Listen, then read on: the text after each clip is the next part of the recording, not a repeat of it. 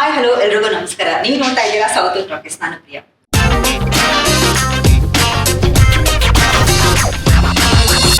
ವೀಕ್ಷಕರೇ, ನನ್ನೊಟ್ಟಿಗೆ the very talented and beautiful actress Reshma Nanaiah ಅವರಿದ್ದಾರೆ. ಬನ್ನಿ ಅವ್ರನ್ನ ಮಾತನಾಡ್ತಾ ಹೋಗೋಣ. ನಮಸ್ಕಾರ ರೇಷ್ಮಾ ಅವರೇ, ಹೇಗಿದ್ದೀರಾ? ಗುಡ್, ನೀವ್ ಹೇಗಿದ್ದೀರಾ? ನಾನು ಚೆನ್ನಾಗಿದ್ದೀನಿ. ನಿಮ್ಮನ್ನು ನೋಡಿದ್ರೆ ತುಂಬಾ ಸಂತೋಷ ಆಗುತ್ತೆ.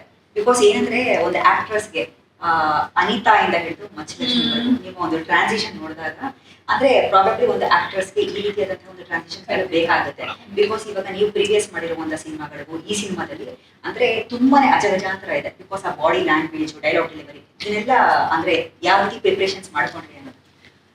ಖಂಡಿತ ನೀವು ಹೇಳೋದು ನಾನು ಒಪ್ತೀನಿ. ಯಾಕಂದ್ರೆ ಆಸ್ ಅನ್ ಆರ್ಟಿಸ್ಟ್ ಆಡಿಯನ್ಸ್ಗೆ ಏನಾದರೂ ಹೊಸ ಹೊಸ ಕ್ಯಾರೆಕ್ಟರ್ಸ್ ಆಗಿರಲಿ, ಹೊಸ ಪರ್ಫಾರ್ಮೆನ್ಸ್ ಆಗಿರಲಿ ಕೊಡ್ತಾ ಇರಬೇಕು. ಇಲ್ಲಾಂದ್ರೆ ಏನ್ ಮಾಡ್ತಿದ್ದಾರೆ ಅಂತ ನಮ್ಗೆ ಅನ್ಸ್ಬಿಡುತ್ತೆ ಅದು. ಸೊ ಈ ತರ ಒಂದು ವೇರಿಯೇಷನ್ಸ್ ಇದ್ದಾಗ, ಒಂದು ಡಿಫ್ರೆನ್ಸ್ ಇದ್ದಾಗ ಖುಷಿ ಆಗುತ್ತೆ. ಓಕೆ, ವೆರೈಟಿ ತೋರಿಸ್ಬೋದು, ನಾನು ಹೀಗೂ ಇರ್ಬೋದು ಅಂತ. ಸೊ ಆ ರೀತಿ ಬಂದಾಗ Anita was very soft, cute, humble, ಏನೋ ಗೊತ್ತಿಲ್ಲದೆ ಇರುವಂತ ಒಂದು ಮುದ್ದು ಹುಡುಗಿ ಪಾತ್ರ. ಅದಕ್ಕೆ ತುಂಬಾ ಪ್ರೀತಿ ತೋರಿಸಿದ್ದಾರೆ, ಒಪ್ಕೊಂಡಿದ್ದಾರೆ. ಸೊ ಇವಾಗ ಅಲ್ಲಿಂದ ಕೇಳಿ ಬಂದ್ರೆ ಕಂಪ್ಲೀಟ್ಲಿ ಆಪೋಸಿಟ್. ಒಂದು ಖಡಕ್ ಆಗಿ ಗತ್ತಲ್ಲಿ ಫೇಸ್ ಮಾಡುವಂತ ಒಂದು ಹುಡುಗಿ ಏನೇ ಬಂದ್ರು, ತುಂಬಾ ಜೋರ್ ಹುಡುಗಿ. ಎಲ್ಲರೂ ಕೇಳ್ತಾ ಇದ್ರು ನನ್ 2-3 ಜನ, ಯಾಕಷ್ಟು ಜೋರಾಗಿ ಹೇಳಿದೀರ ಅಂತ. ಪಾತ್ರ ಇರೋದೇ ಹಂಗೆ.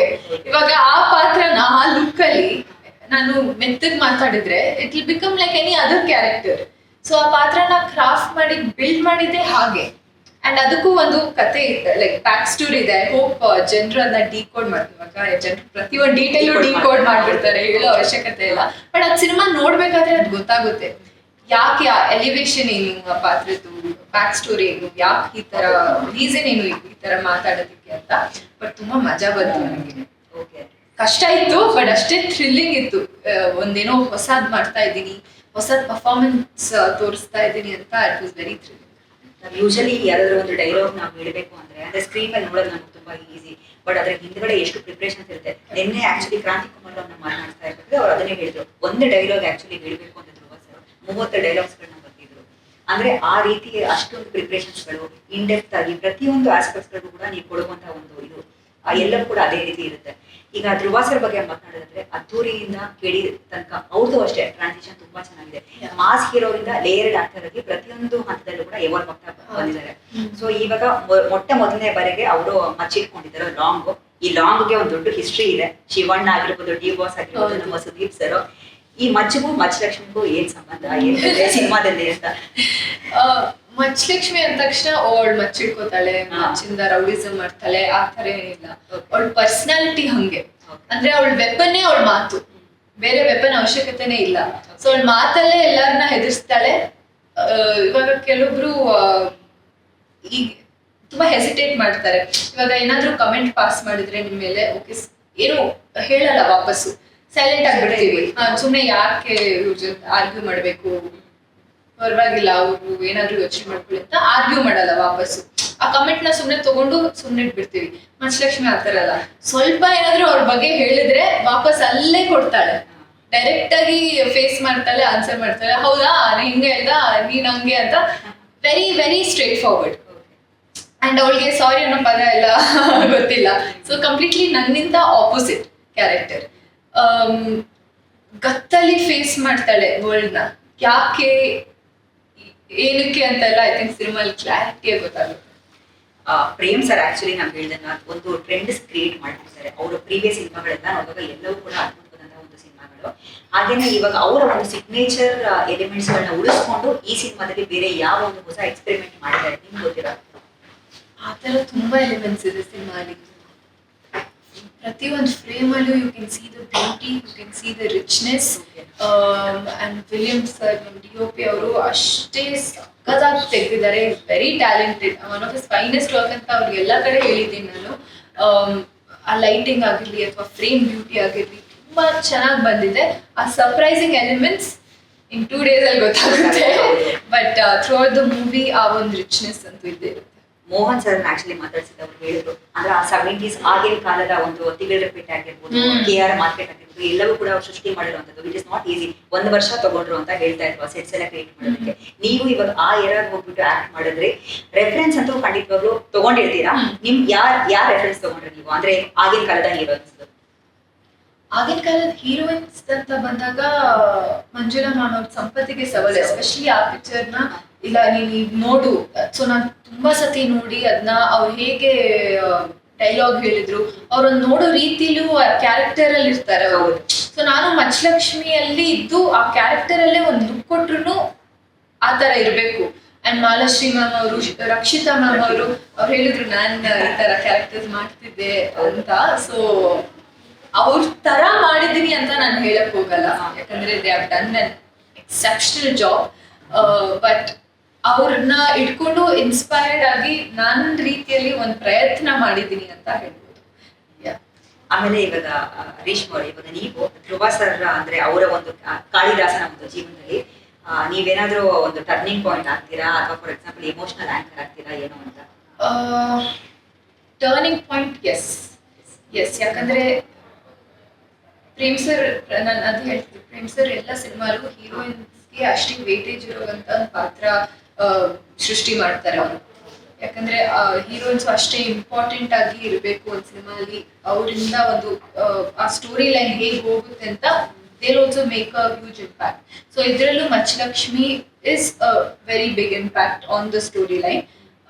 ಜಾಸ್ತಿ ಹೇಳಕ್ ಹೋಗಲ್ಲ, ನಾನು ಹೇಳ್ಬೇಕಂತ ಅನಿಸ್ತಾ ಇದೆ. ಬಟ್ ಓಕೆ, ಈಗ ನಮ್ಮ ಸುದೀಪ್ ಸರ್ ಬಗ್ಗೆ ಮಾತನಾಡೋಣ. ಕಾಲಭೈರವನಾಗಿ ಆಕ್ಚುಲಿ ಅವ್ರ ಅಪಿಯರೆನ್ಸ್ ನಮ್ಗೆ ಒಂಥರ ತುಂಬಾ ಖುಷಿ ಕೊಡುತ್ತೆ. ಇದು ಇವಾಗ ನಿಮ್ಮನ್ನ ಪರ್ಸನಲ್ ಆಗಿ ಕೇಳ್ತಾ ಇರೋದು, ಇದು ಅಂದ್ರೆ ರಿಯಲ್ ಕ್ಯಾರೆಕ್ಟರಾ ಅಥವಾ ಸಿಂಬಾಲಿಕ್ ಪವರ್ ಅಥವಾ ಎನರ್ಜಿ ಏನಾದ್ರು ರೆಪ್ರೆಸೆಂಟ್ ಮಾಡ್ತಾ ಇದೆಯಾ ಏನು ಅಂತ? ನಾಟ್ ಸೇ ಎನಿಥಿಂಗ್, ಯಾಕಂದ್ರೆ ಪ್ರೇಮ್ ಸರ್ ಎಲ್ಲೂ ಬಿಟ್ಕೊಂಡಿಲ್ಲ. ಆ ತರ ಒಂದು ಈ ತರ ಇದ್ದಾರೆ. ಲಾಸ್ಟ್ ಅಲ್ಲಿ ಹೇಳ್ತಾರೆ ಇದು ಅಂತ್ಯ ಅಲ್ಲ ಆರಂಭ ಅಂತ. ಸೊ ಅದೇನ್ ಅರ್ಥ ಬರುತ್ತೆ ಸುದೀಪ್ ಸರ್ ಅಲ್ಲಿ ಏನ್ ಪಾತ್ರ ಮಾಡಿದ್ದಾರೆ ಅಂತ. But I feel so happy that sir ನಮ್ KD ಸಿನಿಮಾದ ಒಂದು ಭಾಗ ಆಗಿದ್ದಾರೆ. ಅಂಡ್ ನನ್ಗೆ ಅವ್ರ ಜೊತೆ ಒಂದು ಎಕ್ಸ್ಪೀರಿಯನ್ಸ್ ಶೇರ್ ಮಾಡಕ್ ಸಿಕ್ಕಿದೆ ಅಂತ. Immense respect for him.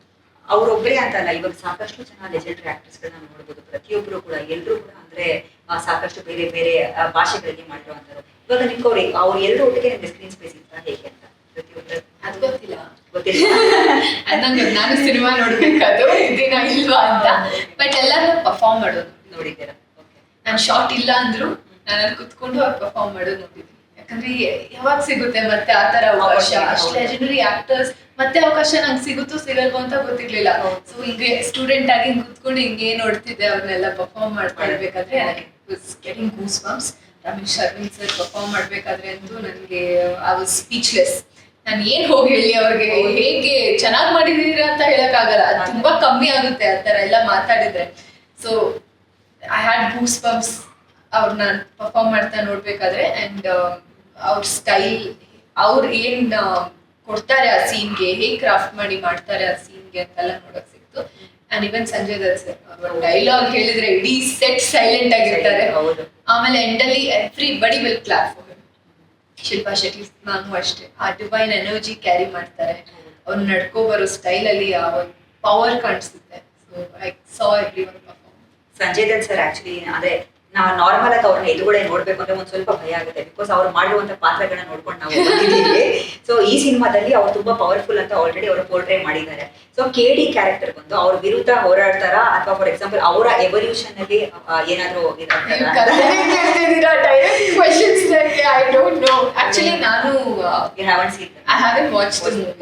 ನಾನು ಆಡಿಯನ್ಸ್ ಆಗಿ 3 ವರ್ಷದಿಂದ ಕಾಯ್ತಾ ಇದ್ದೀರಾ. ನನ್ಗೆ ಏನ್ ಗೊತ್ತು, ಮಚ್ಚಲಕ್ಷ್ಮಿ ಪಾತ್ರ ಗೊತ್ತು, ಡಬ್ಬಿಂಗ್ ಅಲ್ಲಿ ಏನೇನ್ ಸೀನ್ಸ್ ಹೇಗೆ ಬಂದಿದೆ ಅಂತ ಗೊತ್ತು. ಅಂಡ್ ಸೆಟ್ ಅಲ್ಲಿ ಇದ್ದು ಎಲ್ಲರನ್ನ ಆಕ್ಟ್ ಮಾಡಿ ನೋಡಿ ಆ ಸೀನ್ಸ್ ಎಲ್ಲ ಗೊತ್ತು. ಸೊ ಅದನ್ನ ನಾನು ಜೋಡಿಸಿ I made one sense. But as an audience ಮಚ್ಚಲಕ್ಷ್ಮಿ ಅಲ್ದೆ, ಅವಳು ಹೇಗ್ ಮಾಡಿದಲ್ಲ ಅಲ್ದೆ, ಆಸ್ ಅನ್ ಆಡಿಯನ್ಸ್ KD ಸಿನಿಮಾಗೆ ಕಾಯ್ತಾ ಇದ್ದೀನಿ. ಜಸ್ಟ್ ಇನ್ನೊಂದು 2-3 ದಿವಸ. ಸೊ ಇವಾಗ ಇನ್ನು ಮುಂದೆ ರೇಷ್ಮಾ ಅವರು ಅಂದ್ರೆ ಸೆಲೆಕ್ಟ್ ಮಾಡ್ಕೊಳ್ಳುವಂತ ಪಾತ್ರಗಳು ತುಂಬಾ ಕೇರ್ಫುಲ್ ಆಗಿ ಮಾಡ್ತಾರೆ. ಬಿಕಾಸ್ ಏನಂದ್ರೆ ಪ್ರಾಬಬ್ಲಿ ನಿಮ್ಮ ಒಂದು ಕೆರಿಯರ್ ನಲ್ಲಿ ಬಿಗ್ಗೆಸ್ಟ್ ಅಂತ ಆಗ್ಬೋದು ಅಂತ ಎಲ್ಲ ಕೂಡ ಟಾಕ್ಸ್ ಆಲ್ರೆಡಿ ಇದೆ. ಅಂಡ್ ಇಂಡಸ್ಟ್ರಿನಲ್ಲಿ ಪ್ರತಿಯೊಬ್ಬರು ಫ್ಯಾನ್ಸ್ ಕೂಡ ಈ ಒಂದು ಕೆಡಿ ಸಿನಿಮಾಗೆ ಸಪೋರ್ಟ್ ಮಾಡ್ತಾ ಇದ್ದಾರೆ. ಇವಾಗ ಆಲ್ರೆಡಿ ನೋಡಬಹುದು 72 ಅಂದ್ರೆ ಇಂಚಸ್ ಕಟ್ಔಟ್ ಹಾಕಿದ್ದಾರೆ. 100 ಕಟ್ಔಟ್ ರಾಜ್ಯಾದ್ಯಂತ ಬೇರೆ ಕಡೆ ಹಾಕ್ತಾ ಇದ್ದಾರೆ. ಹಾಗೇನೆ 350 ಟಿಕೆಟ್ ವಿಷ್ಣು ಸೇನಾ ಸಮಿತಿಯವರು ಪರ್ಚೇಸ್ ಮಾಡಿದ್ದಾರೆ. ಸೊ ಪ್ರತಿಯೊಬ್ರು ಕೂಡ ನಾನು ಕಮೆಂಟ್ಸ್ ನೋಡ್ತಾ ಬಂದೆ, all the very best from Yash boss fans, D boss fans, ಪ್ರತಿಯೊಬ್ರು ಕೂಡ ಈ ಒಂದು ಸಿನಿಮಾಗೆ ವೇಟ್ ಮಾಡ್ತಾ ಇರುವಂತದ್ದು. ಸೊ ನೀವು ಎಷ್ಟು ಎಕ್ಸೈಟೆಡ್ ಆಗಿದ್ದೀರಾ? ಖುಷಿ ಆಗುತ್ತೆ ನೀವು ಈ ಥರ ಎಲ್ಲ ಹೇಳಿದಾಗ, ಹಿಂಗೆಲ್ಲ ನಡೀತಿದೆ ಆಲ್ರೆಡಿ ಅಂತ ತುಂಬಾ ಖುಷಿ ಆಗುತ್ತೆ. ಆ್ಯಂಡ್ ನನ್ನ personally end of the day ಅದೇ ಬೇಕಲ್ಲ, ಅದೇ ರಿಸಲ್ಟ್. ನಮಗೆ ಜನರ ಪ್ರೀತಿನೇ ರಿಸಲ್ಟ್. ಆ್ಯಂಡ್ ಐ ಹೋಪ್ ನನಗೆ ಅವ್ರ ಪ್ರೀತಿ ಎಲ್ಲ ಸಿಗುತ್ತೆ, ಪಡ್ಕೋತೀನಿ. ಐ ಅರ್ನ್ಡ್ ಇಟ್ ಅಂತ ಫಸ್ಟ್ ಶೋ ಆದ್ಮೇಲೆ ಗೊತ್ತಾಗುತ್ತೆ. ಬಟ್ ಐ ರಿಯಲಿ ಹೋಪ್ ಎಲ್ಲರೂ ಅಷ್ಟೇ ಪ್ರೀತಿ ನನಗೂ ತೋರಿಸ್ತಾರೆ, ಎಲ್ಲರ ಫ್ಯಾನ್ಸು ನನ್ನ ಒಪ್ಕೊಳ್ತಾರೆ, ಸಪೋರ್ಟ್ ಮಾಡ್ತಾರೆ ಅಂತ I have high hopes. But ಅಷ್ಟೇ ಕಾಮ್ ಆಗಿದ್ದೀನಿ. ಆಲ್ರೆಡಿ ಒಪ್ಕೊಂಡ್ಬಿಟ್ಟಿದ್ದಾರೆ. ಇವಾಗ ಮಚ್ಚಲಕ್ಷ್ಮಿ ಒಂದೇ ಒಂದು ಡೈಲಾಗ್ ನಮಗೋಸ್ಕರ ಪ್ಲೀಸ್. ಡೈಲಾಗ್ ಒಂದು ಡೈಲಾಗ್ ನೀವು ಅವತ್ತು ಏನ್ ಟ್ರೈಲರ್ ಲಾಂಚ್ ಹೇಳಿ. ಸೇರ್ಸ್ಲ ಜನನ, ಏಳಿಸ್ಲ ದೊಂಬಿನ, ಹಾಕಿಸ್ಲ ಬೆಂಕಿನ. ಸೂಪರ್. ಎಸ್, ಮಚ್ಚಲಕ್ಷ್ಮಿ ಆಗಿ ನಮ್ಮ ಮುಂದೆ ಇದೆ. ಏಪ್ರಿಲ್ 10ಕ್ಕೆ ಅದೇ 30ಕ್ಕೆ ಬರ್ತಾ ಇದ್ದೀರಾ. All the very best. ಒಳ್ಳೇದಾಗಲಿ ವಿಷ್ಣು ಅವರಿಗೆ, ಮತ್ತಷ್ಟು ಒಳ್ಳೊಳ್ಳೆ ಆಪರ್ಚುನಿಟಿಗಳು ಸಿಗ್ತಾ ಇದೆ.